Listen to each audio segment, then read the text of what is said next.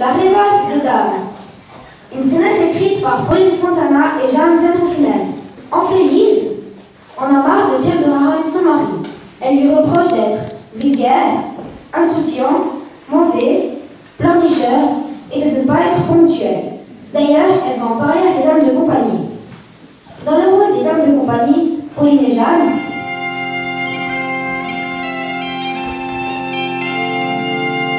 dans le rôle de l'artisane barbe, Julie,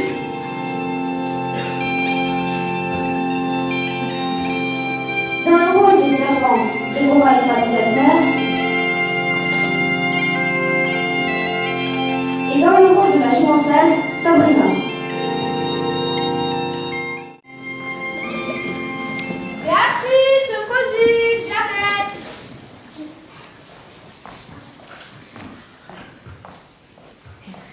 Béa, Eufron, Jaja.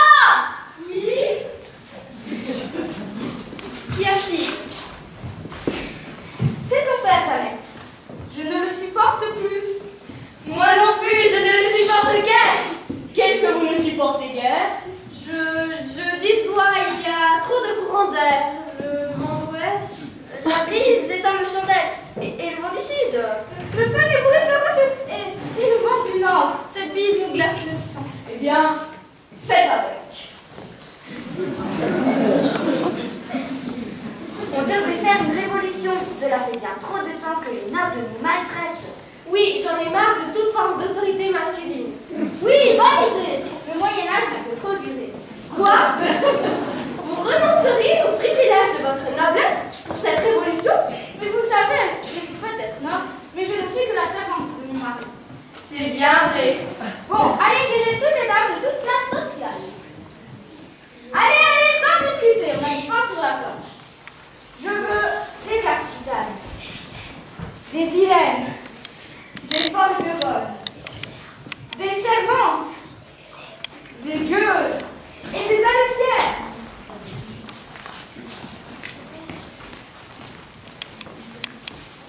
Bonsoir. Bonsoir, dame Amphélyse. Sachez que je suis au courant que vos époux sont au banquet. Et comme d'habitude, ils m'envoient. Salement, et le mien, il me voit. Goulûment, et le mien, il reçoit. Bruyamment, et le mien, il paye. Il suffit. Continuez, dame Amphélyse. Bref, commencez. Approchez, approchez. Je vais vous expliquer mon plan. Quand elle se rétablit un plan sophistiqué, elle le mire tout de suite à exécution. Servante, allez donc chercher mon très très cher époux. Quelques instants plus tard, Qu'y a-t-il de si pressant qui me fasse retirer d'un repas si plantureux avec de si bons amis? Je voulais t'annoncer que mon frère, Édouard, vient d'être nommé évêque de Sion par le pape. Mais j'ignorais tout cela. Il a donc le pouvoir d'excommunier toute personne. Comme par exemple un chevalier qui n'est point chevaleresque. Je ne me sens point concernée car je suis on ne peut plus chevaleresque. Alors, révisons les règles de la chevalerie. Les règles de l'ordre de la chevalerie. Un chevalier doit être preux, loyal, généreux. Mais l'êtes-vous? Certes. Eh bien, moi, je vous dis que non. Tiens, l'autre jour, au marché, il y avait 2 gueux. Et vous ne leur avez absolument rien donné à part une paire de baffes. Vous n'avez, par conséquent, pas été généreux et vous n'avez pas fait le mot aux pauvres. Et puis, ce dimanche au tournoi, vous n'avez point osé combattre Lancelot qui est plus fort que vous. Et quand Lancelot a osé regarder mes chevilles, vous n'avez point réagi. Oh, et si vous saviez ce qu'on a vu nous autres en croisade, bien plus que des chevilles. Vous n'avez pas respecté la règle de la chevalerie suivante, ne point craindre le plus puissant. Mais... Et vous n'avez été guère preux. Cela est faux, je suis preux. Nenni. Je suis loyal. Que nenni. Et je suis très généreux. Balivert. Elles sont méchantes avec moi. Elles sont trop méchantes. Je vais me faire excommunier. Merdas. Il faut que je sois fort gentil envers dame Amphélyse. un petit moment plus tard, notre ami rentra dans les appartements de sa mue. Entrez. Oh, mais quelle charmante robe vous avez là. Je portais la même il y a à peine 10 minutes. Elle était aussi jolie il y a 10 minutes. Ton frère viendra-t-il nous rendre une petite visite? Mais pourquoi donc? J'aimerais le rencontrer. Très bien. Je vais lui écrire une lettre. Non, non, je vais le faire. parchemin, s'il vous plaît.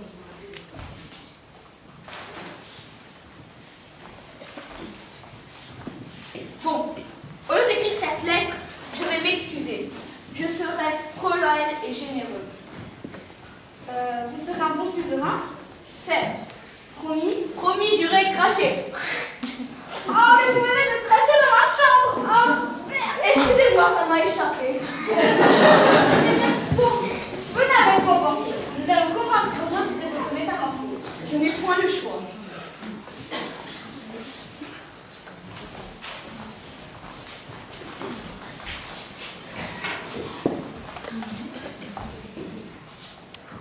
Très chers invités, j'aimerais votre attention quelques instants. Oui, mamie voudrait vous dire quelque chose.